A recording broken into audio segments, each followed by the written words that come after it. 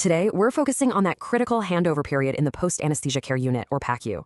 What we need is a robust, systematic framework to assess and manage those early complications, the common ones and the life-threatening ones. In this phase, there is simply no substitute for vigilance and rapid evidence-based action.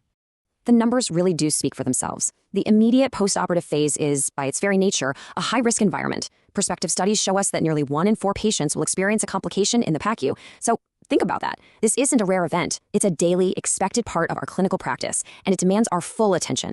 Now, looking at the data, there's a crucial distinction we have to make between how often something happens and how dangerous it is. Yes, postoperative nausea and vomiting is by far the most common complaint, but the real threats to life, they come from respiratory and cardiovascular events. So even though they're less frequent, our clinical focus must always be weighted towards airway, breathing, and circulation.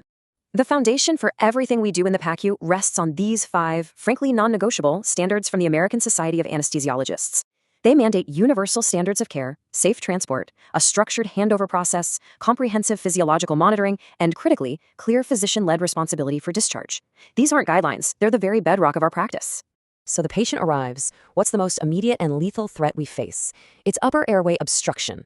The primary cause is a loss of pharyngeal muscle tone, which is a direct, predictable consequence of the residual anesthetic agents, the opioids, and the neuromuscular blockers we've given.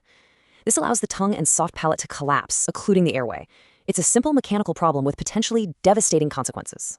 For too long, we've relied on the 5-second head lift as a sign of adequate recovery. Well, the evidence is clear. It's an insensitive marker. A patient can perform a head lift with a train-of-4 ratio as low as 0.6, which is well below the 0.9 we know is required for proper pharyngeal function.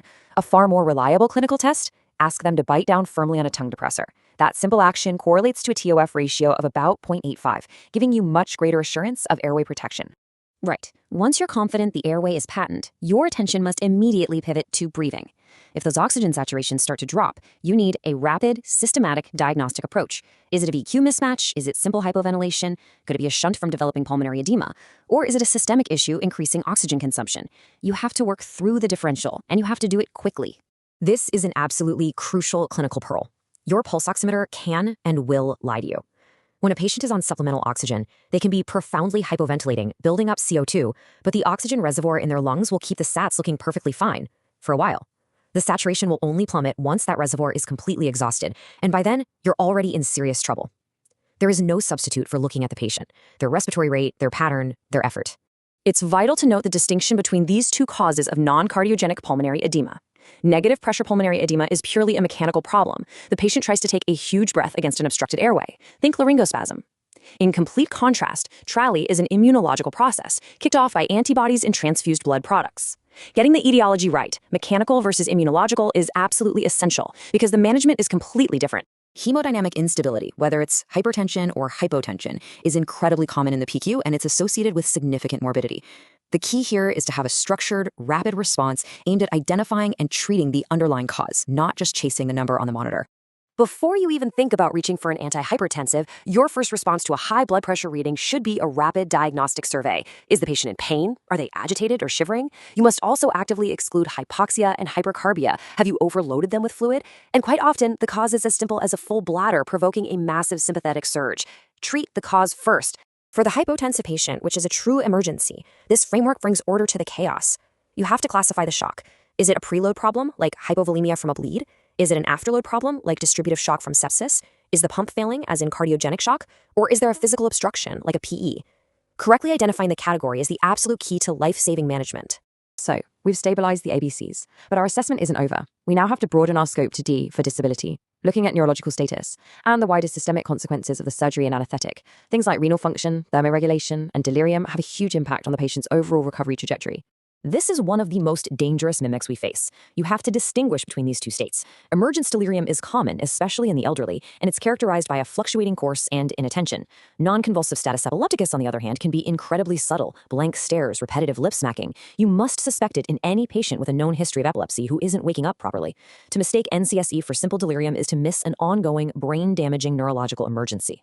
There are a few key systemic thresholds that should always trigger an intervention. A urine output below 30 milliliters per hour is oliguria, and that warrants an immediate investigation.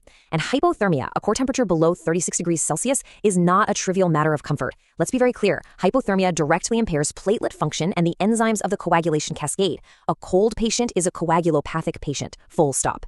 We also have to be prepared for specific high-risk scenarios, like a patient having a breakthrough seizure. And all of this work, of course, is geared towards one ultimate goal, a safe discharge. That means we have to use objective, validated scoring systems to confirm that a patient is truly ready for ward-based care.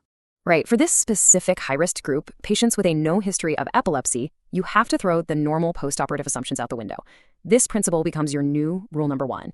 Any deviation from an expected neurological recovery, whether it's an odd movement or just a delayed awakening, must be treated as an active seizure until you can definitively prove otherwise. A high index of suspicion is mandatory. The moment you suspect a breakthrough seizure, this 5-step protocol has to be executed without a moment's hesitation. It's a drill. 1. Secure the airway, 100% oxygen. 2. Abort the seizure pharmacologically, usually with an intravenous benzodiazepine. 3. Load with an anti-epileptic to prevent recurrence. 4. Get urgent specialist consults. And 5. Evaluate whether this patient now needs an ICU bed. So how do we make the discharge decision objective?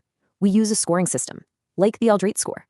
It's a simple tool that assesses 5 key physiological areas: their activity, breathing, circulation, consciousness, and oxygen saturation. A perfect score is 10, but typically a score of 9 or 10 is the minimum we require before we consider a patient safe for discharge from the PACU. It moves the decision from a gut feeling to objective data. I want to leave you with this final thought. The modern PACU isn't just a recovery room anymore. It's rapidly evolving. It's becoming a high-dependency critical care hub, managing sicker patients, more complex surgeries, and even ICU overflow. So the question we all have